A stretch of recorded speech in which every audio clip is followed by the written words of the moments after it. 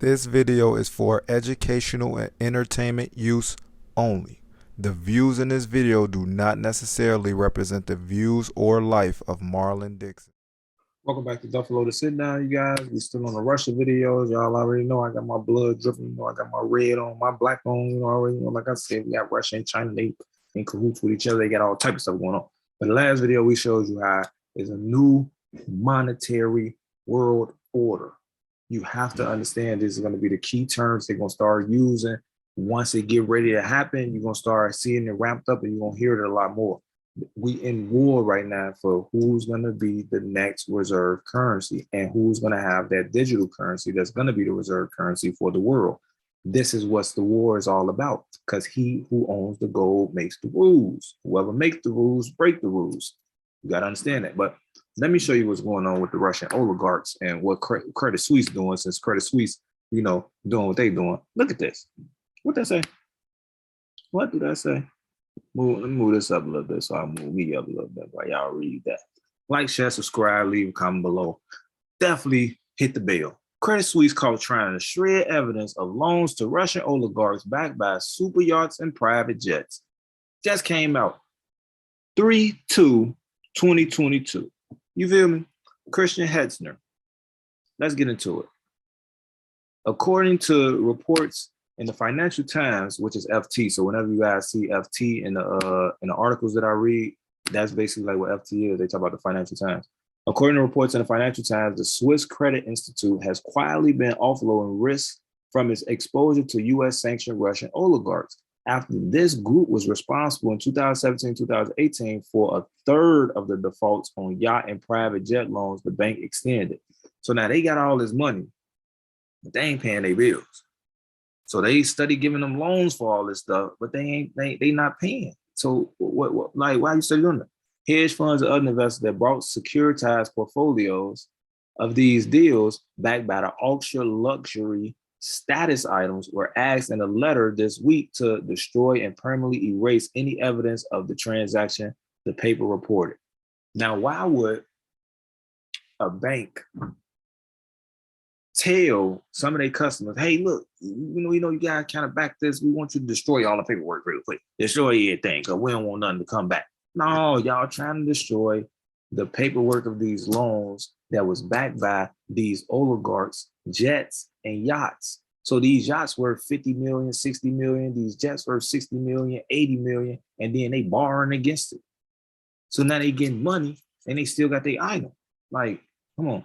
I don't think we've ever had a request like this, quoted one investor who received a letter. Like, they sent a letter. So now that's hardcore proof. Hardcore proof.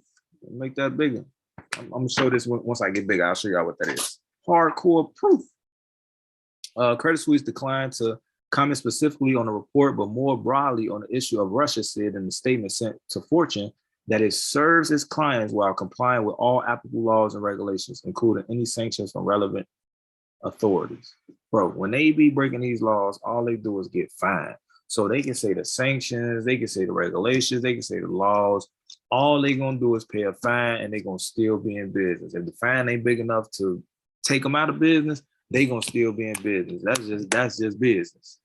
The $2 billion deal was a synthetic securitization to free up regulatory capital undertaken by the bank as part of the CEO Thomas Gottstein's plan to adopt a more responsible approach to managing financial risk. You see how they highlighted that? That's the language I tell y'all.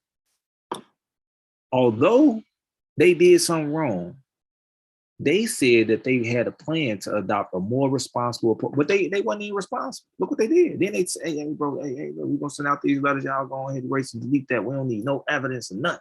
How's that being responsible? You're not taking responsibility for what it is that you did and managing the financial risk, but following this 5.5 billion loss from Archegos.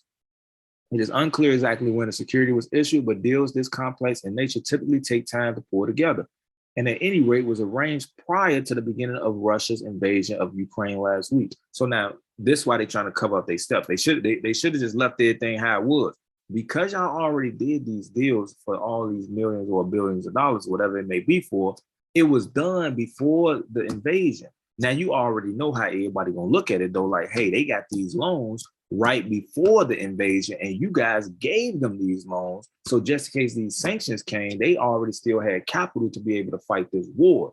But like it also says, because this is a complex deal, it takes time to put it together, which means if it took time to put it together and it took them 5, 6, 7, how many other months it took them to put this deal together, that means they already knew when they was going to invade then, which means the decision to invade happened in 2021 around March. You got to follow me. There's also no information on the exact proportion of loans in the security that are linked to Russian oligarchs who enriched themselves under Vladimir Putin's regime. Nevertheless, the Russian president's unprovoked invasion of Ukraine on Thursday and the subsequent panoply of sanctions imposed against key profiteers of his regime couldn't have come at a worse time for the bank.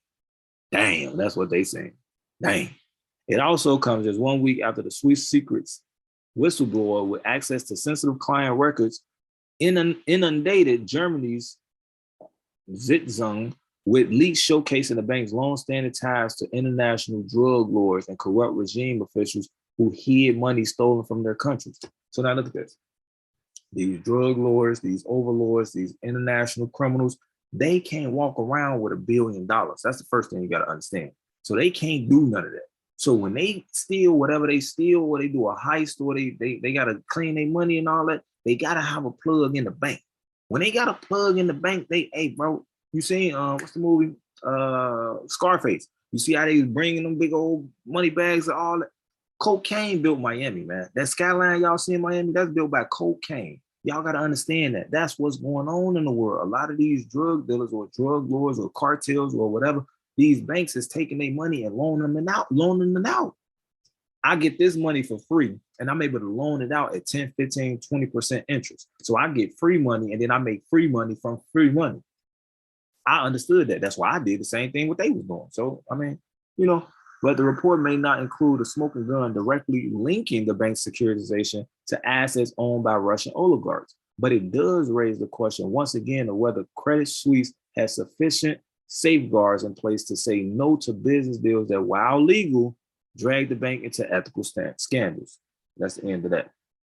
So what they doing is they lending out this stuff, understanding that is a possibility that these loans is backed by stuff, by people that we probably shouldn't be doing business with, but we're going to do business with because their money is green. And we need this money because we need this money to pay our bills. So since we need this money to pay our bills, we're going to take this dirty money and then we're going to clean this dirty money. We're going to make it super clean and then we're going to lend it out. And then the money that we get in off interest on it, we going to make sure that's all clean. But now their money been sitting in the bank for 80 years. So now their money is clean as well too. Like they've been doing this stuff for decades, years, centuries, all type of stuff. But yet, if you do it, you being the regular layperson, you do it, you going straight to jail. You're not passing go. You're not collecting $200. You in there, and they gonna circumvent you through the system for you to plead guilty, and then you're gonna be doing 5 years of probation, and you ain't even did nothing. This is what it's all about, you guys. Right there. Find that PDF link for free. The whole book online for free as a PDF. Print it out, read it. The Great Reset is happening right now. They is changing stuff. They about to, how you playing the game, and oh man, the game froze. You got to hit the reset button, start over. They're not telling you the Great Reset for nothing. They're not telling you the new monetary world order. They're not saying these words for nothing. Like, this is why I try to explain this stuff to y'all in the most lamest terms that I can, because this is really what's going on in society. And I try to show it to y'all so y'all can see. Now I know some of y'all might bump to this channel and say, once y'all see this face, y'all see the head to the back, y'all see all this, and y'all don't expect this type of information to come from a person that look like me. You can't stop what's in here. This is just my outer appearance. But what's in here is what's in here. And you see how I'm putting this together for y'all. I'm doing this for myself, my family, and for y'all. Y'all my family. That's why I tell y'all every video, I love y'all.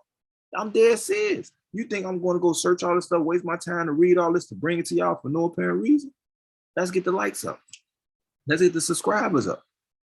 That's what I'm saying. Like, I'm doing this for myself as well as you guys. So that's all I got to say for this video. Hopefully you guys learned something. I really hope you guys learned something, seeing what you needed to see in this video, because it was all enough for you guys to see. So no matter what, like, listen to this. Don't underestimate family, friends, lovers, enemies. Look objectively, no matter what city, state, or country is in. Every hood is the same. And if ain't nobody told you they love you today, I'm gonna tell you guys right now because I love you guys. That's why I bring you guys this information. You gotta really understand it take time to find this stuff. It take time to put it together. It take time to understand and do the research to be able to mash it together, to be able to tell it to y'all in such a way that you guys can understand it. I'm taking complicated language and I'm putting it into a language to where everybody can understand it.